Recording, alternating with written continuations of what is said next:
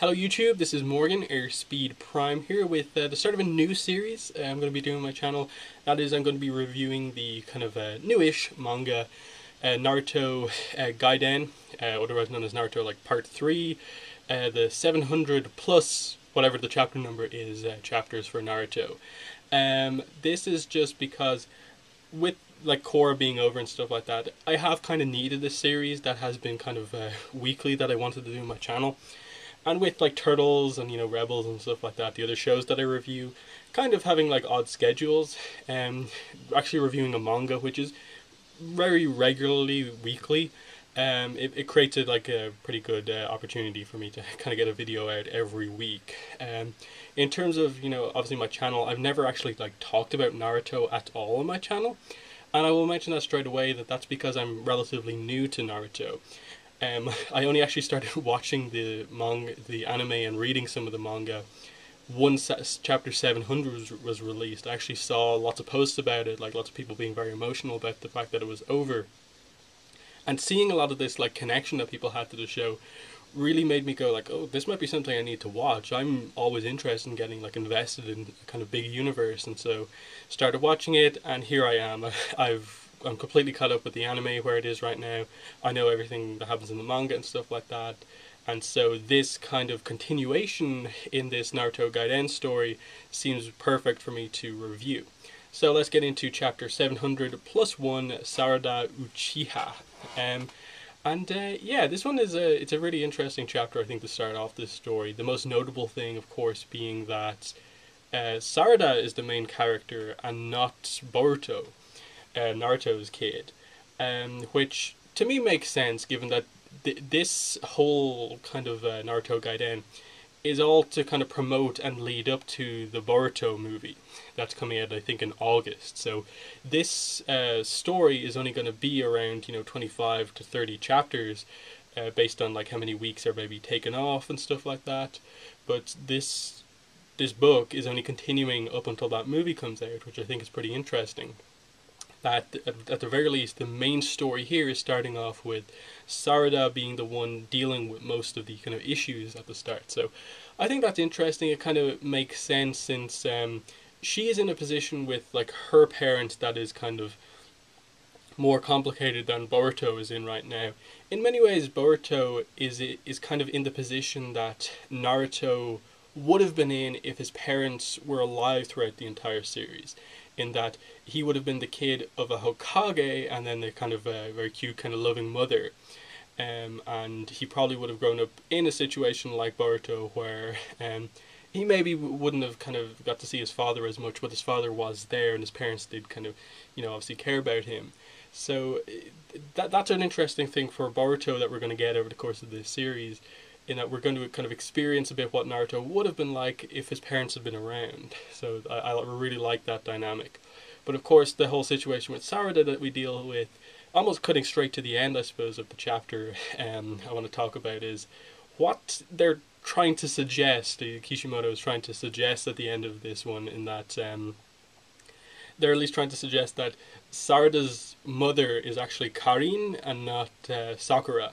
So obviously this is a whole kind of troll shipping move, after just like basically a chapter ago, chapter 700, confirming all the ships and kids and stuff like that. You now are trying to pull this move. I think most people, including myself, basically realize it's probably just a kind of red herring type thing. It's going to create an opportunity for the story to actually talk about Sakura and Sasuke's relationship, explain, I suppose, where Karin has been as well, and also just get some emotional kind of story from Sarada. So I think that's basically what this story is presenting, because otherwise, if you didn't have this and you're basically trying to explore that, it would have been like, okay, we're just doing flashbacks for the sake of flashbacks. But this time around, the story took kind of Sakura out of the picture for a while, in that she got angry at Sarada asking questions about like, are you really his wife? Or am I like really your daughter and stuff like that? And she gets really angry and obviously destroys the house with her super strength, and then realizes what she did and like collapses. So the idea I think that they're going for is that with Sakura unconscious for the time being, Sarada is going to go off on her own, probably joined by Boruto, and I assume the white-haired kid who is a bit mysterious. I'll talk about him in a minute. And they're going to be eventually become the main team of this story, and in the Boruto movie, and they're going to help Sarada to investigate her parents. And then Sasuke, I suppose, is going to come into play at some point. I think that's what it's all leading towards.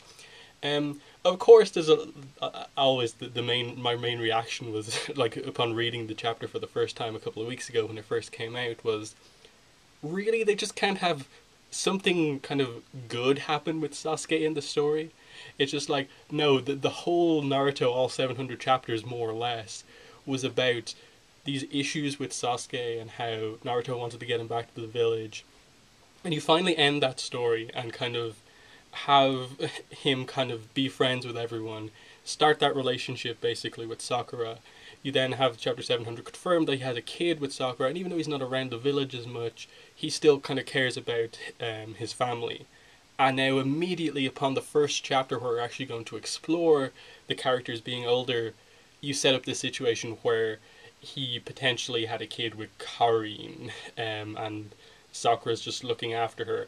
It's really kind of like, can something just go right for Sasuke in the story and have him do something like good? I suppose that's what they're kind of trying to do here with this story, is that Sasuke is going to be the main mentor character when he comes back into play. The last page of the chapter seemed to set that up.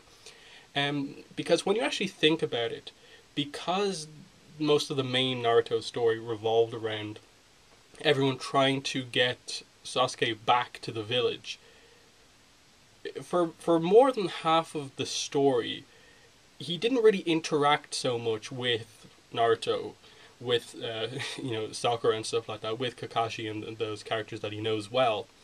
So we don't actually know too much about, like, say, what's Sasuke's relationship is actually like with, say, Naruto now. Like, Naruto seems kind of happy enough with Sasuke still being away from the village, but he's older now, so when he comes back, what's their relationship actually going to be like? Given that he, I assume, is the husband of Sakura, what's that more romantic relationship actually like? Because that we didn't really get much of that apart from like one of the last chapters. They Sasuke obviously did the Itachi kind of finger poke thing to her as a kind of sign of affection. And then, of course, one of the biggest reveals in this chapter, Sarada has never actually met Sasuke. I assume like they're going for the idea that he saw her when she was very young, like firstborn and stuff like that, and maybe he's seen her and looked over her over the course of her life, but she has never remembered the kind of these moments when she was really young, or maybe he hasn't ever seen her. So that's the question. She's obviously, the big thing is that she has never seen him. He probably has seen her at some point. So that was, I think, really interesting that that's the kind of idea that they're going for here, that they're going to, I assume, have the kids go on this kind of mission to basically to find out about Karin and find out about who Sakura's true parents are. I suppose some of the mystery is going to really come into play with, does she go off on her own? Is she joined by Boruto? Who else joins them? I suppose especially where Sasuke is right now and like what his involvement in the story is going to be from here. Is Naruto really going to have any involvement in the story himself? Slash, are they really going to go anywhere with the whole Boruto being upset at Naruto not having enough time for him, even though he did the whole training with the Shadow Clones thing? I'm not really sure, because obviously in this case Boruto can't really complain too much around Sarada, given that she's never met her father before.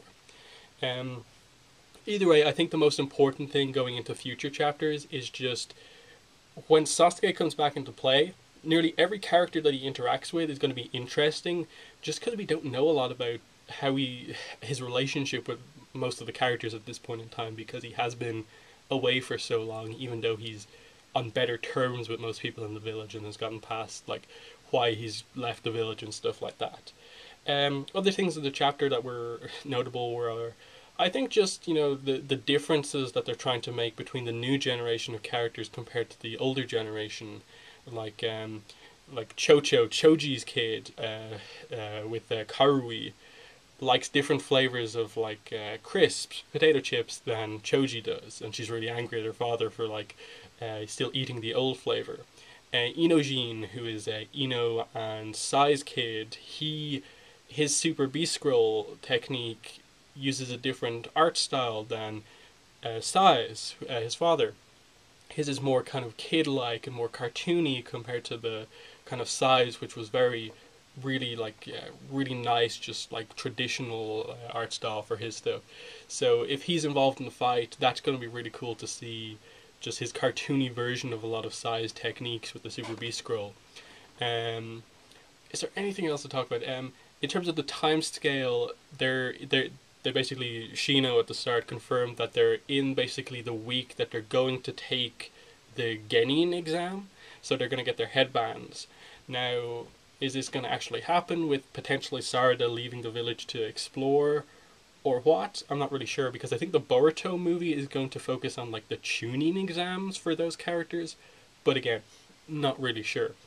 Anything else notable in the chapter other than that? Oh, coming back to the guy who seems to be Boruto's friend, the guy with the white hair and the yellow eyes, which we saw in some of the color pages. He wasn't in the chapter 700, so he's kind of new to this Gaiden story.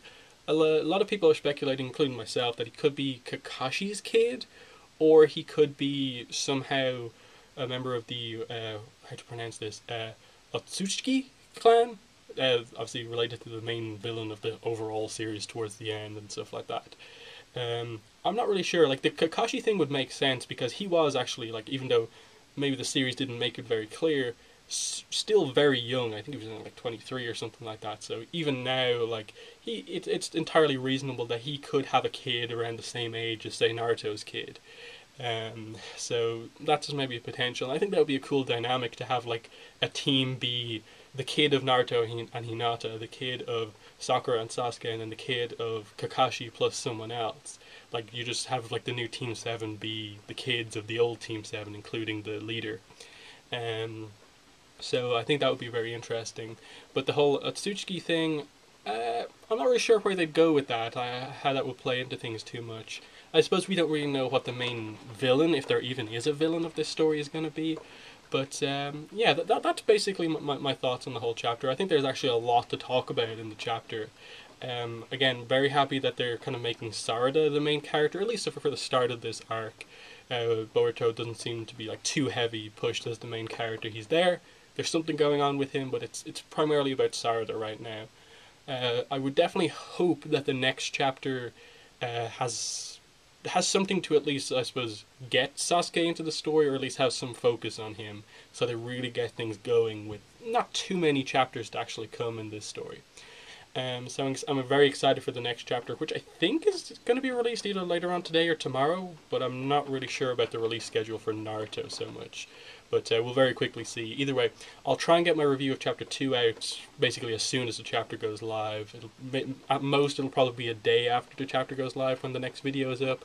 And then going weekly, again, I'll try to get the chapter up within a day of the chapter going live. So in the comments, let me know what your thoughts are on, one, me actually doing these Naruto manga reviews, and stuff like that. Anything you want me to maybe change about the way I do the reviews, and so on. But other than that, that's been the review. Thanks for watching, and bye.